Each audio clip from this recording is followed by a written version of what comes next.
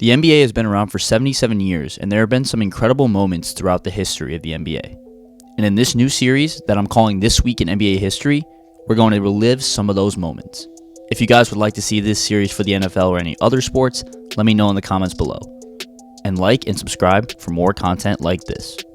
Steals are hard to come by, but on April 3rd, 1999, in a game against the Miami Heat, New Jersey Nets guard Kendall Gill made stealing the ball look easy, tying the NBA record for steals in a game with 11 and an 88-77 win. He also had a triple-double with 15 points and 10 rebounds to go with his 11 steals. Apparently, April 3rd is a great day for defense because in 1976, George Johnson of the Golden State Warriors blocked 10 shots in a 130-115 win over the Seattle Supersonics, and even crazier, he came off the bench. I'm not sure how many of you guys know who John Williamson is. 6'2 guard, played for the Nets in the 70s. Well, he dropped his career high in points on April 4th, 1978 with a 50-piece on 19 of 32 shooting. We also had two 20-assist performances on this day, one in 1985 where Isaiah Thomas dished out 20 dimes against the Milwaukee Bucks, one of his 9 20-assist games in his career, and he ended up having a second 20-assist game just 7 days later. The other was in 1990 by Mark Price when he had 20 assists against the Atlanta Hawks, which was his lone 20-assist performance of his career.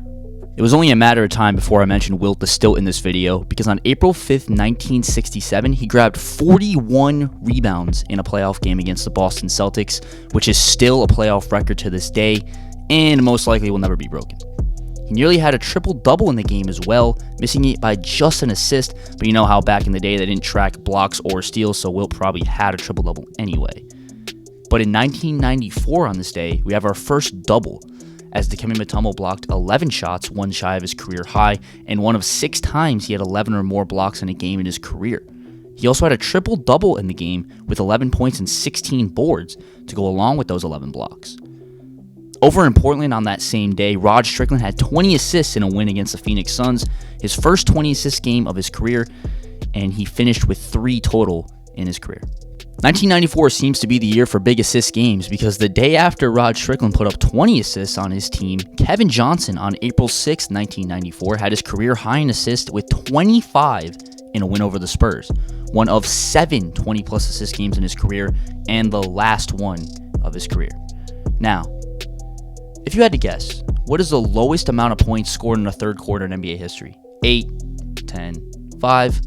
Well, if you guessed 2, you'd be correct, because on April 6, 1997, the Dallas Mavericks made history when they scored 2 points against the LA Lakers in the third quarter of an 87-80 loss. The Mavs went 0 for 15 from the field in the third, and their lone points of the quarter came with 1:51 remaining when Derek Harper drained these 2 free throws. The thing is, the Mavs were up by 14 on the Lakers before that abysmal third quarter. On April 7th, 1969, the Milwaukee Bucks had the number 1 overall pick in the draft, and they took a player who would change the game of basketball forever, Lou Alcindor, or as he's known by most, Kareem Abdul-Jabbar. He would help lead the Bucks to a championship in just his second season, and in 6 years with the Bucks, Kareem would average 30, 15, and 2.5 blocks a game. Another big man by the name of Shawn Bradley had arguably the best game of his career on April 7th, 1998, when he played 38 minutes off the bench and blocked 13 shots, which was his career high. But he also added 22 points and an incredible 22 rebounds, one of the most loaded stat lines you'll see. On April 8th, 1940, Boston Celtics legend John Havlicek was born. Havlicek was a star athlete throughout high school and college and had amazing success in the league, scoring over 26,000 career points and winning 8 NBA titles with 13 All-Star appearances.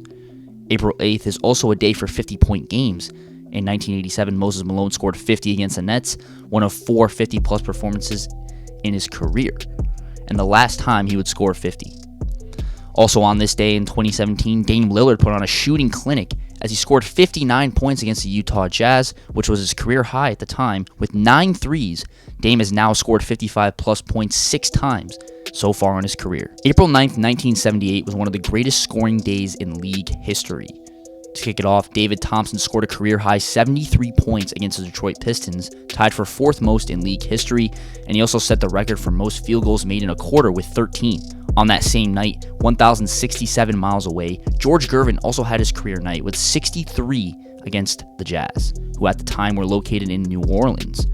Unfortunately for both these guys, their teams lost the game, an unfortunate stain to their great performances. But like I said before, this day is crazy for scoring in the NBA, with 6 50-plus performances on this day. The other scorer besides Gervin and Thompson, Russell Westbrook dropped 50 in this iconic buzzer beater in 2017. Jamal Crawford dropped 51 off the bench in 2019, his first 50-point game since 2008, and just 2 years ago. In 2021, two bright young stars dropped 50-plus, with Zach LaVine having 50 in a loss to the Hawks, and Jason Tatum having 53 in a win over the Timberwolves. There you have it.